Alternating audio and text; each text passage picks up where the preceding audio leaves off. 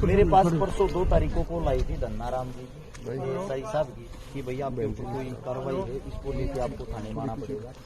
और मैंने 1 महीना पहले देखी थी, 1 महीना पहले कोई खबर थी, कोई वीडियो थी, कोई विक्रम दामोलिया नाम का है जो यूनिवर्सिटी का छात्र बताता है अपने आप को, जिसकी उम्र लगभग 40 साल है, वो लंबे टाइम से ही यहीं रह रहा है। उसने मेरे खिलाफ शिकायत दी थी, एक हमारा हम तक कराएंगे, चिंता ना करो। तो उसने जो शिकायत दी थी, उस शिकायत के दौरान उसने लिखा है कि मैंने कोई जाति सूचक शब्द बोले ना, तो उन्होंने उस चीज को पेश किया है यहाँ पे कि वो जाति सूचक शब्द कहाँ बोले हैं, किसको बोले हैं, कब बोले हैं। वो लिखित में शिकायत दे के चला गया।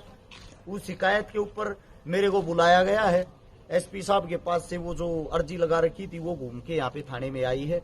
तो उसके बाद मेरे को बुलाया, मैं यहाँ पे आया, यहाँ पे आके मैंने देखा पुलिस प्रशासन ने जो मेरे को बयान दिखाए, उन बयानों के अंदर उसने ये लिख रखा है कि मैंने कोई जाति सूचक शब्द किसी ऑडियो में किसी को कमीन शब्द बोला है। अच्छा, जो ऑडियो है जिसको मैंने कमीन शब्द बोला है, हम आपस में 2 बात कर रहे हैं, वार्तालाप कर रहे हैं। अगर जाति की बात करोगे, मेरी जो जाति है, मेरी जाति जाट है, जिससे मैं बातें कर रहा हूँ उसकी जाति जाट है, और हम बात कर रहे हैं उसमें जो शब्द वो इस प्रकार की टोन है, जान है कमीन। कमीन जो है संज्ञा है, कोई जाति सूचक शब्द नहीं है, ना ही मैंने किसी जाति के साथ कमीन को जोड़ा है। तो उस चीज को उन्होंने पेश किया। ये ऐसे ऐसे इंसान हैं जो फेमस होने के लिए ये वाही आत्मने की छोटी छोटी हरकतें करते रहते हैं। उसके बारे में मैंने डिटेल निकाली, विस्तार से जाना। वो अपने आप को अम्बेडकरवादी बोलता है। मैं ये कहता हूँ जो अम्बेडकर को पढ़ लेगा वो ऐसी छोटी सोच रखेगा ही।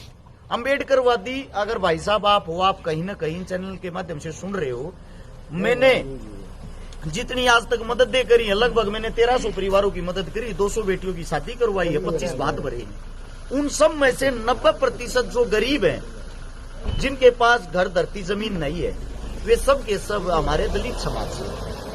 अम्बेडकरवादी तो यार हम तो हर रोज मदद कर रहे हो। अब मैं गारंटी देता हूं, आप एक मदद गिनवा देना अपने ही समाज की जो आपने की हो अम्बेडकर को पढ़ के।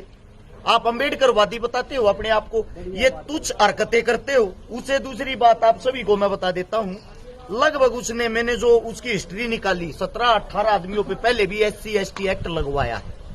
5,000 रुपया में राजीनामा कर लिए है। अरे भले मानस, 5,000 रुपया की कीमत हमारे पास 10-20 हजार रुपये नगद ले जाता।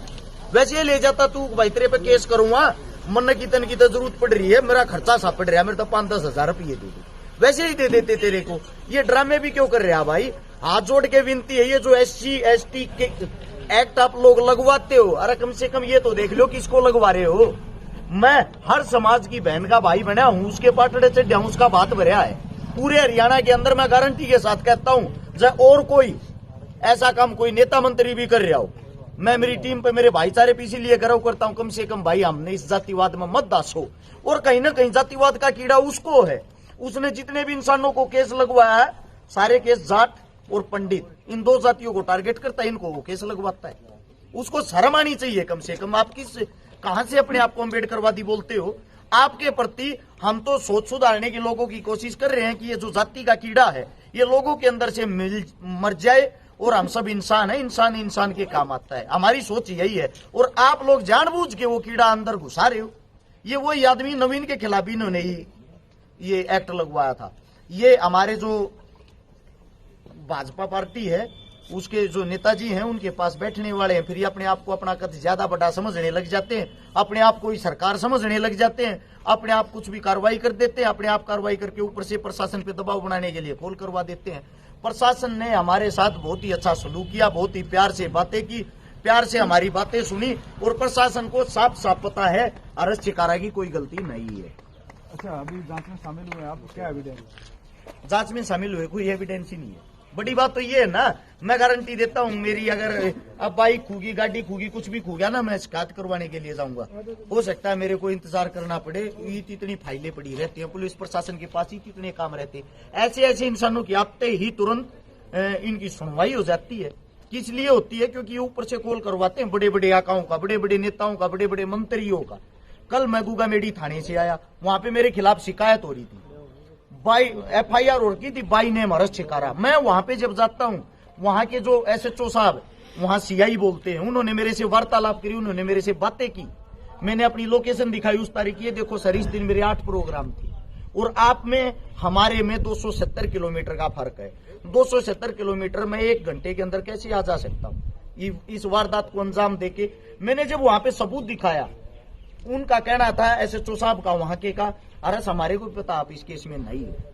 और जो आदमी था अगले वाला शिकायत करता, वो भी आके ये बोला हमारे को पता आप नहीं थे। अरे भाई जब मैं नहीं था तो मेरा क्यों नाम लेते हो, मेरा क्यों समय खराब करते हो। अब कल भी मैंने एक केस में जमानत करवानी है।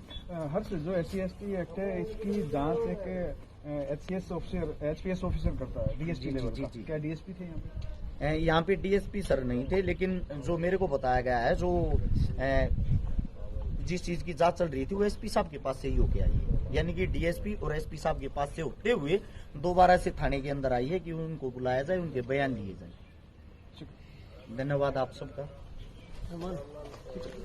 Thank you sir.